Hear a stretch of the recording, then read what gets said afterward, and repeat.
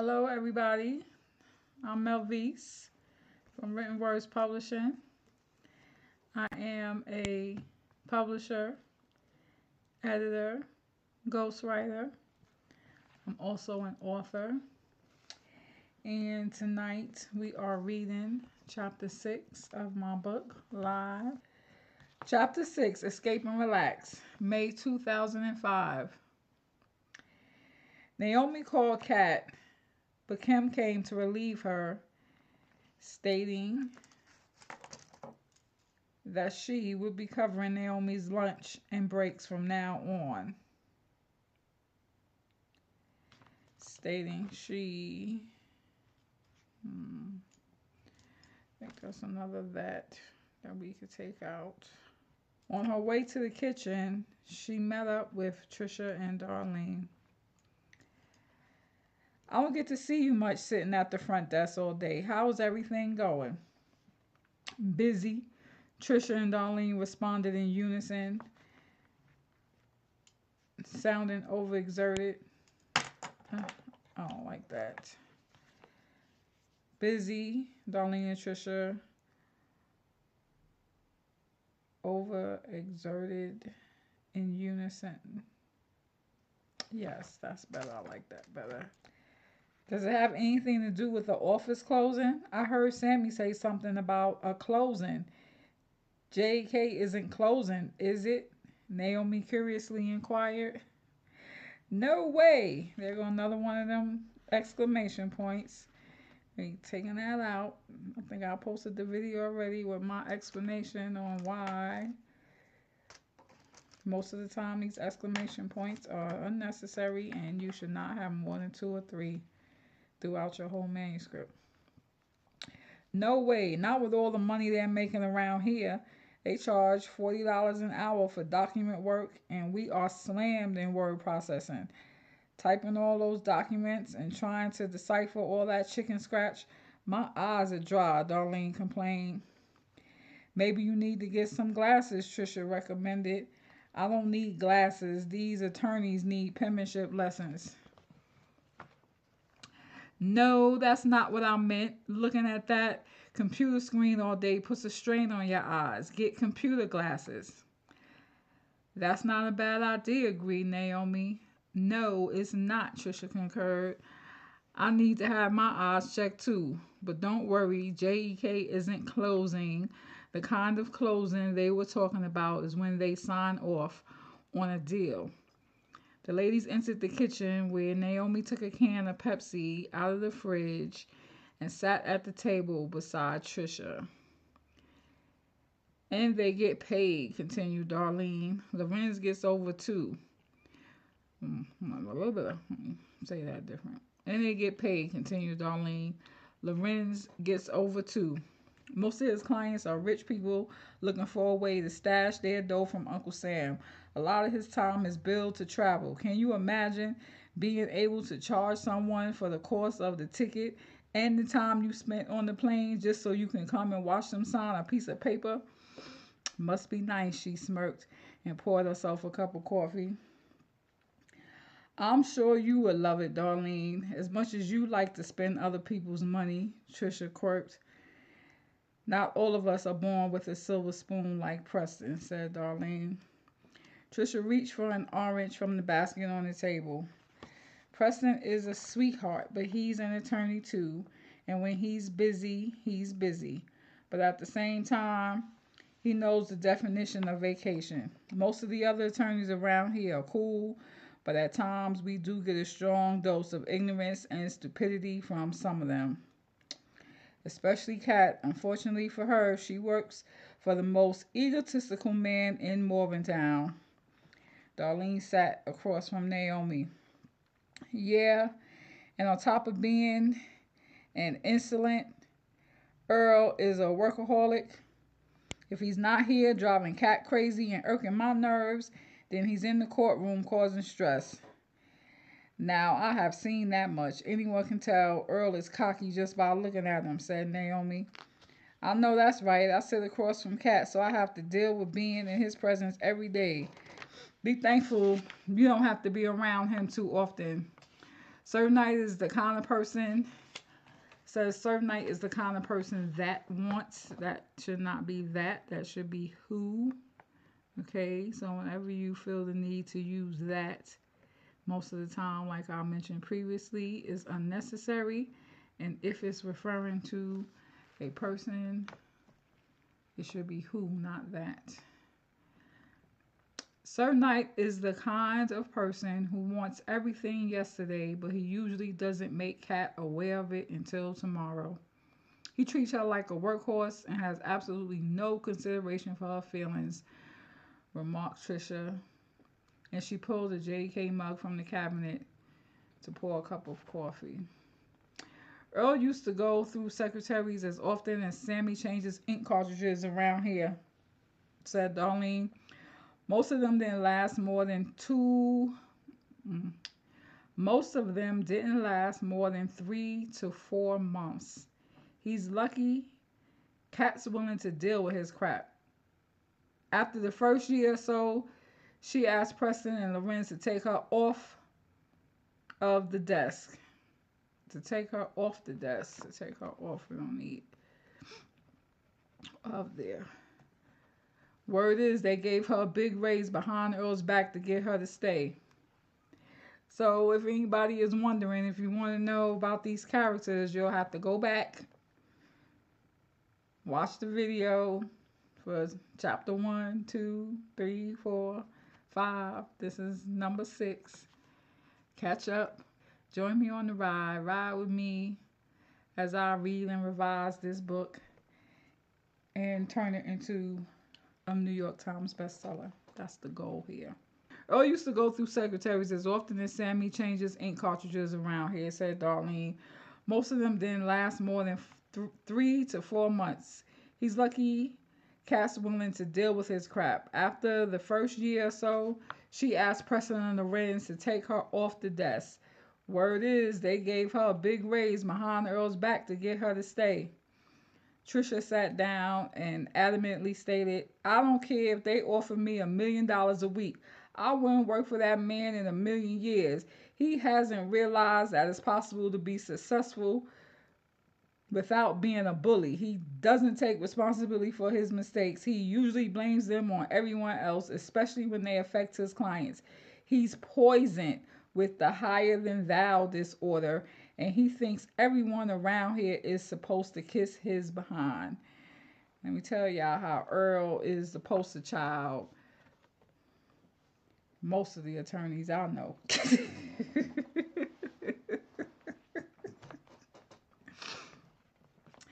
Yeah, he better be glad Cat's an expert at it. Darlene cracks, tossing an apple up in the air. Darlene cracked, tossing an apple in the air. I don't think we need up there. Because if you're going to toss an apple, and you're going to toss it up, and why you're going to toss it down, you throw it down, it's going to hit the ground, right? We don't need up. So another thing we're doing here is eliminating unnecessary words, rewording sentences that just are not flowing properly, and gotta add some senses, the 5 senses into this story.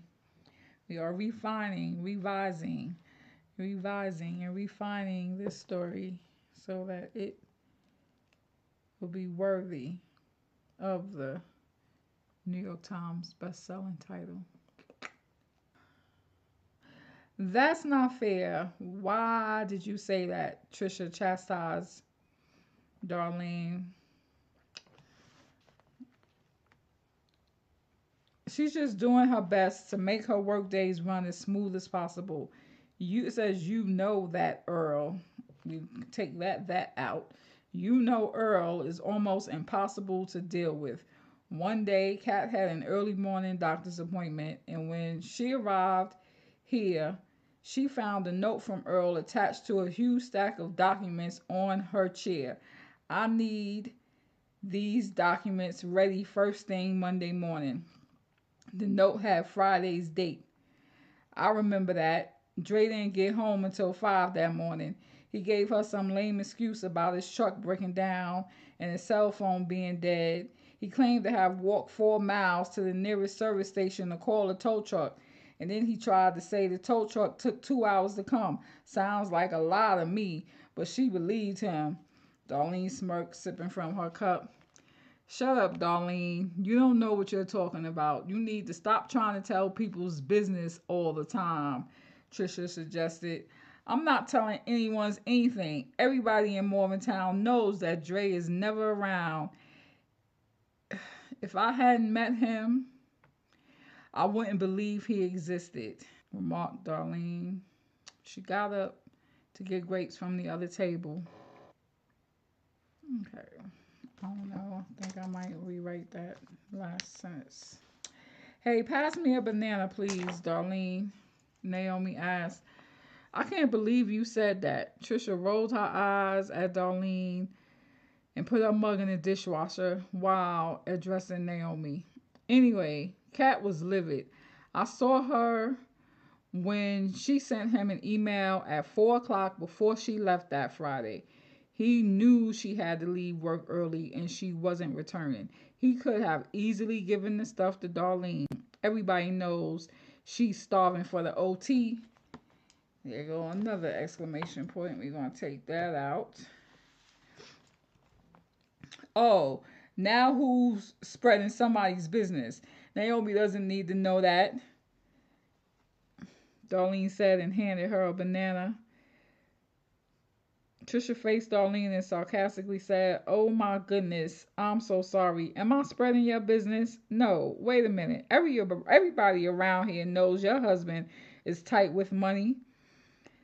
So what? I have ways to get around that." "I'm sure you do," said Naomi with a catty grin. Whatever. Darlene rolled her eyes and stood up. "I'm going back to dock services. I'll see y'all later."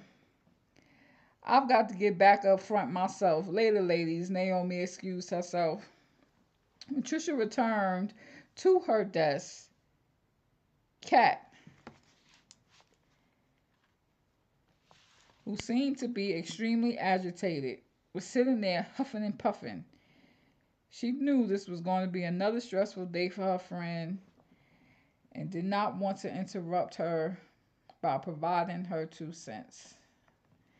It says, and Trisha did not want to interrupt Kat by providing her 2 cents, but that's another issue with this book. There's some overuse of characters' names, so we're going to take that out. Later that afternoon, comma missing here. So, for those of you who are watching and don't know, I paid thousands of dollars to have this book edited some years ago. And when it came back from the editor, it didn't have many changes to it. And I thought, oh, wow, okay, I'm a good writer, right? Fast forward, I take classes. I get years of experience editing. I'll pick up my book. I'll see something that needed to be corrected on almost every single page. To the point now where I don't even want anybody to go and buy this book in its current state. I want y'all all to soak up my lives, my reading and revising, my refining of this book. Soak it all up. And then I'm going to republish it as a revised edition, better than ever before. And I'm going to publish the second book, a second book. And then everybody is going to run and buy it and make it a New York Times bestseller. That's the plan. Okay. Where was I? Over here.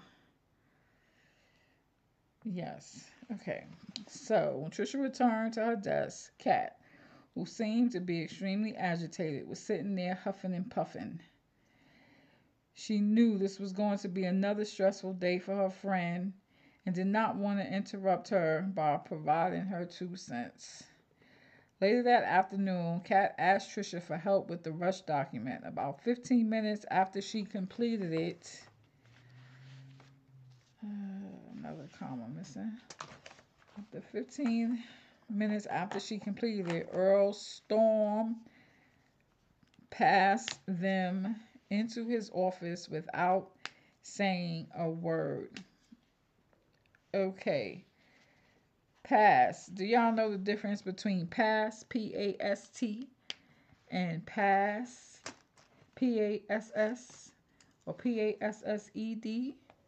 Be mindful of those two words. When you're saying past, P-A-S-T, that's when you're talking about something that happened previously in the past.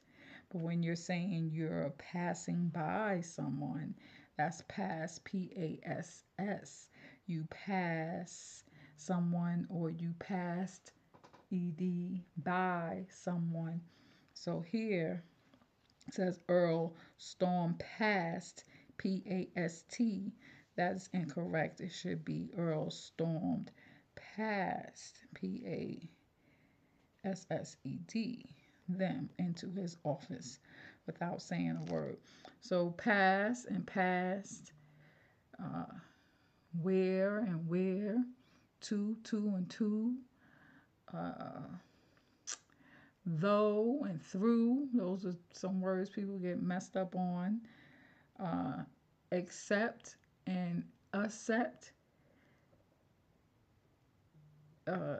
Accept, accept.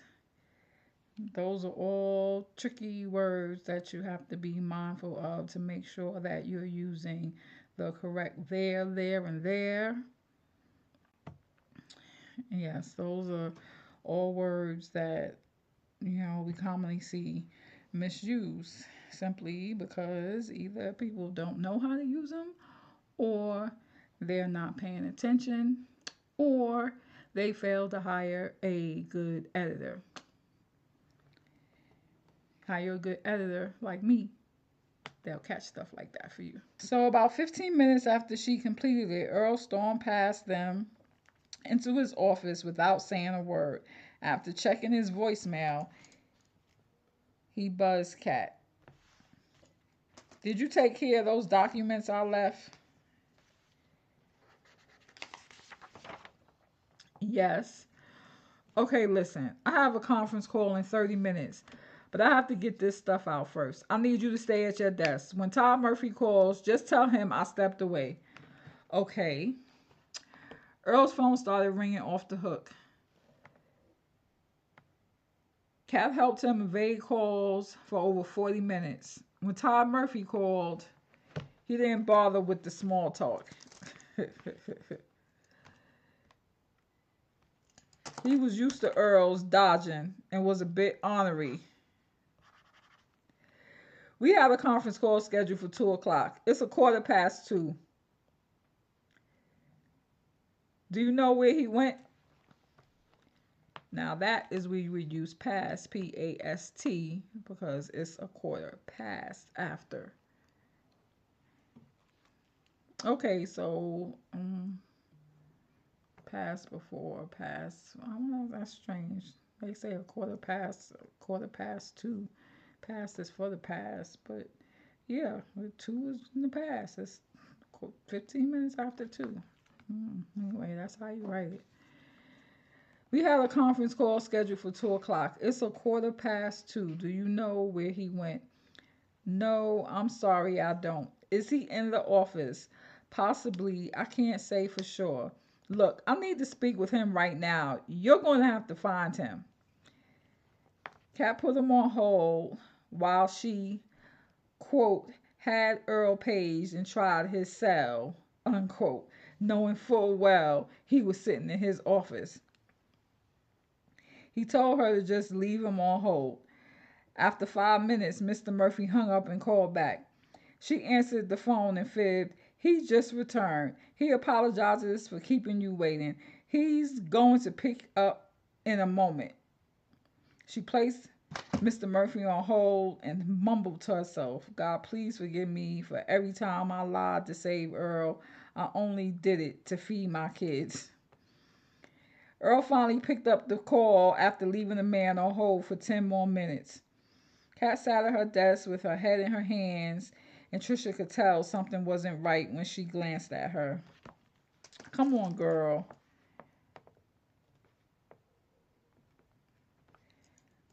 Come on, girl. She nudged her. You look like you need a trip to the ER. Besides, we haven't been in over 3 weeks. They ran into Naomi and Darlene, who were sitting at the table when they got to the ER. Hello, ladies, they greeted them simultaneously. They both responded with a wave. Kat sat in the recliner. I don't. Oh, wait. I think you should ask Preston and Lorenz to speak with Earl again, Trisha said to Kat. Handed her a wine cooler out of the fridge and sat across from Naomi. So, for you all who missed chapter 4, you have to watch chapter 5. Yeah, you gotta watch my video on chapter 5, the definition of appreciation. So here at this loaf, I'm just going to read this paragraph right here. Preston was adamant about addressing the needs and concerns of the staff. He was the type, oh gosh, I don't want to read that sentence. That's the sentence that has to be rewritten. But he was the type of person that you could confide in with confidence that he would respect your privacy is basically what that sentence says, but I don't like the way it's written. It needs to be rewritten. He understood the views of the staff clearly enough to furnish a large office with a television, stereo, cozy seating, and a small refrigerator. It became the perfect place for the employees to escape and relax for a dose of emergency release, hence the nickname, the ER. So that is where the ladies are right now. Obviously, they needed a break. Kat needed a break from Earl. And the ER is the place where the support staff goes to get away from those attorneys that they got to deal with all day. They can go in there and talk crap and attorney bash, and they got wine coolers and beer in the refrigerator. Anybody who knows, if you're going to spend all day working with an attorney, at some point you're going to need a beer. I'll take that back. Maybe not. Yeah. Okay. I used to work for lawyers for a long time. Yeah. Might not need a beer, but I sure needed my triple venti mocha, 3 shots of espresso to get through the day. Maybe a shot of something else too. uh, Shout out to all the legal secretaries out there. If you're a legal secretary or a paralegal, or you work in a law firm in any type of support staff capacity, you know exactly what I'm talking about. Okay, where was I? Okay, so I think you should ask Preston or Lorenz to speak with Earl again, Trisha said to Kat, handed her a wine cooler out of the fridge and sat across. Wait, I think you should ask Preston or Lorenz to speak with Earl again, Trisha said to Kat, handed her a wine cooler out of the fridge and sat across from Naomi. About what? Darlene nosily butted in. Besides, whatever he did, they probably already know and aren't going to do anything about it. Earl brings too much money up in here for them to piss him off. That doesn't sound right. I thought JK was dedicated to their staff. Naomi looked puzzled. They usually are, but making good money is their top priority, and some lawyers lack a large amount of common sense, said Martha, the secretary assigned to Garcia. Her mouth was almost as big as Darlene's. She grabbed a handful of chocolate out the candy dish on the table, gave Darlene a high five, and left the room.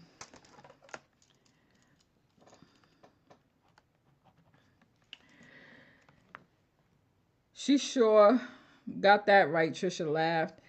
Y'all want to know what I heard? Darlene questioned with excitement. What? Asked Trisha, marking Darlene's enthusiastic tone. I heard that an A plus in Idiot 101 is required to get a Juris Doctorate. The girls all burst out laughing. I bet that's right, cackled Kat. Trisha doubled up. Yep, and Sir Knight earned an A plus plus. So exclamation point there. We're gonna take that out. I think you all are being a little too harsh. If it weren't for these attorneys, you would not be employed right now, Naomi innocently expressed. Darlene put her hand on Naomi's forehead. Are you feeling all right, or did they pay you extra to say that? Do not touch me. Naomi removed her hand. I'm just saying, I've only been here for a month, but so far, Earl is the only jerk I've seen. Kat agreed. She's right. When you stop to think about it, most of these attorneys are okay. Sometimes they're a little extra on the cocky side, but most of the time they're all right. Don't you all think so? It's true. Sometimes Lorenz and I get into it, and at other times he acts so childish I feel like his nanny. But he's definitely tolerable, and he may be fast, but he's not rude. I can't say that he has much common sense though, Trisha chuckled. Darlene faced Trisha. Are you saying that because you mean it, or did he slip you an extra C note for the glory? Money does not influence my opinion, Trisha firmly responded. So, the reference to the C notes, gotta go back to chapter 5, right? So, in chapter 5, it was Staff Appreciation Day. And one of the partners, Preston, took the whole staff out to lunch.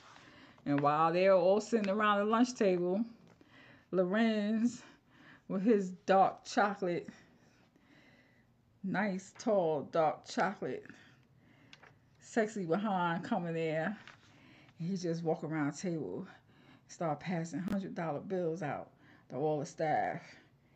Then he see the new girl. Who you? I never seen you before. Well, that's Preston's new secretary. He hand her 2 bills. Then he was about to bounce. All right, y'all enjoy your lunch. I just came to show my appreciation. Trisha, his secretary, she get up and she like, hold up, wait a minute, where is my money? I know you don't think you fixing to walk out of here without giving me my money. Then after he gave this glorified speech about how great of a secretary she is, he handed her $600. So that is the reference when Darlene is saying that he slipped you an extra C note for the glory. Money does not influence my opinion, Trisha firmly responded. We're going to take Trisha out right there and say she. Well, if a man with that kind of dough wanted to give me some, I'll be more than happy to take it. He can do that and a whole lot more, proclaimed Darlene. It's not always about the money. Sometimes to have a happy life, you have to work with your man, Trisha explained. Yeah. And you have. Oh, wait a minute. Okay. Wait. It's not always about the money. Sometimes to have a happy life, you have to work with your man, Trisha explained. Yeah, and you have it better than you think. Your problem is you don't know how to be thankful for what you have. You're always trying to keep up with the Joneses, stated Kat. Why are y'all against me, Darlene whined. Marcus isn't perfect, and you're supposed to be my friends. There's no need for you to get defensive. We are your friends, and we see the value in your situation, Trisha Camerly said. I'm not being defensive. All I'm trying to say is Marcus just doesn't satisfy me anymore, and he never takes me out or treats me to any of the finer things in life. Why are you complaining about Marcus? You sleep next to him every night. Even though he's frugal with his money, at least you know where it all goes, Kat indicated. That's your choice, Kat, Darlene snapped. You have an accounting degree. I told you you need to keep the books for AAA trucking. Then you would know how much Dre really makes and what he does with it. Oh, yeah? Well, I told you to take better care of your husband before you end up with less than what you got or worse, nothing at all. Trisha retaliated. Trisha retaliated on Kat's behalf. Enough of this right now. I have to get back to my desk before Earl gets off of that conference call. I'll see you guys later. Kat stood and rolled her eyes at Darlene as she walked out of the ER. Well, why did you go there, Darlene? I brought Kat in here to uplift her. That's not fair. You weren't trying to uplift me. You don't need to be lifted. You're high enough already, said Naomi. Besides, Kat didn't say anything wrong to you. All you and your husband need is to reignite the excitement. You're busy giving all this advice. Where's your man? Do you even have one? Asked Darlene. Who said that I want one right now? Take that out. Who said I wanted one right now? Men play too many games and it's not easy finding a good man. I'm not in the mood to be running behind one right now anyway. I have my own agenda, claimed Naomi. And what is your agenda? Darlene cried. None of your business, Naomi replied with zeal. There's no sense in saving your kitty. Everybody needs. Oh, okay. I don't even know if I could. Ooh, ooh, ooh. Ooh, ooh, ooh, ooh, ooh, ooh. Okay. So, you know that when girls, group of ladies get around each other depending on the circumstances. In this circumstance, the ER is a place specifically made for them to go and wind down and relax. And when a group of women get together, they gonna talk crap. And so I'm not gonna read this next paragraph out loud here. So basically, yeah, they're just having a verbal debate on, you know, something that I don't want to read out loud because I don't want nobody to say I violated terms or anything about it. But anyway, Darlene says something, and she questions Trisha about having a man, and Trisha laughed and she said no. But I'm not going to sit around waiting for Mr. Right to show up and do this and that, and do something for me that I could do for myself. Basically, is what she's saying. And then Darlene twisted up her face and said, "Ooh, Trisha, that's nasty." And then Trisha says, "What's nasty about it? Let's face it."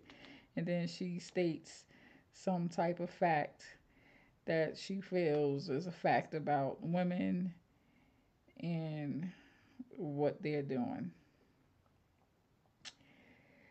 And then she's basically saying that if ladies aren't doing this, then they're screwing somebody else's husband. She says, shoot, you treat Marcus so bad. Who's to say some chick isn't messing with your man? Insinuated Trisha. Marcus is not going anywhere, Darlene declared. What makes you so sure? Naomi asked, looking directly in her eyes. You're busy looking directly in her eyes. Looking her directly in the eyes. Okay.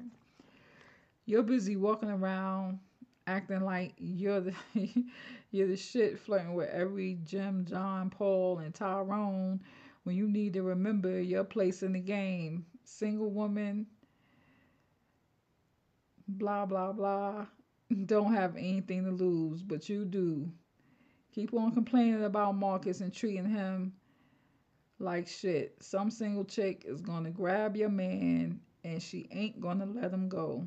Then you'll see just how brown the grass is on the other side. Trisha tried to ease the friction. Ladies, let's get back to work. It seems we are all a bit tense, but we need to remain positive. As sisters, we don't need to go there. She looked at the clock hanging over the sofa. Look at the time. Let's go. You know, Kim is at the front desk. That's the end of chapter 6. And she's right. Trisha's right. It's obvious that there is some tension between Darlene and Naomi. They don't know each other. Not really. And they only been there for a month. Don't nobody really know nothing about her.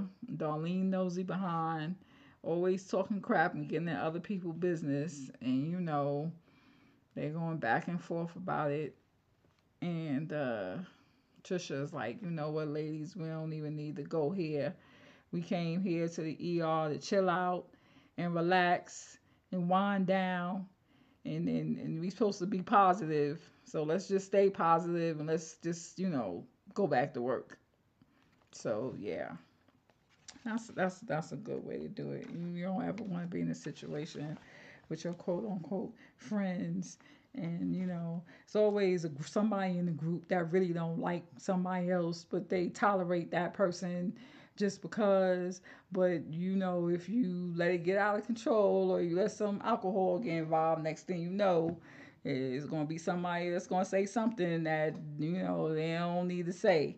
So you could be the big one to step in and be like, you know what, y'all, let's just chill. Let's just stay positive and break this up right now. Cut all the friction out. So that is the end of chapter 6. I hope that you all enjoyed it.